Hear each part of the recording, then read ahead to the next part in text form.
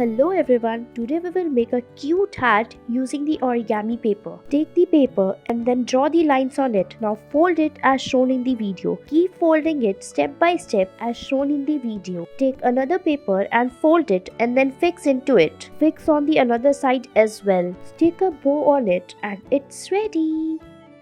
Now using the origami paper, we will make a cute box. Take a paper and fold it and follow the steps as we are doing. Again fold it, keep folding as shown in the video. Then we will stick a bow in it and it's ready.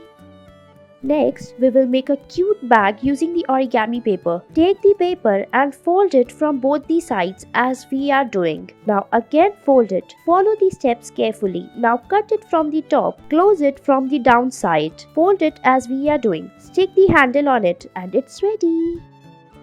Now we will make a cute container using the origami paper. Take a paper and fold it as we are folding. Now again fold it. Keep folding it as shown in the video. Follow the steps very carefully. Now we will fold it again. Now open it from the middle and put some flowers in it. And it's ready. Thanks for watching.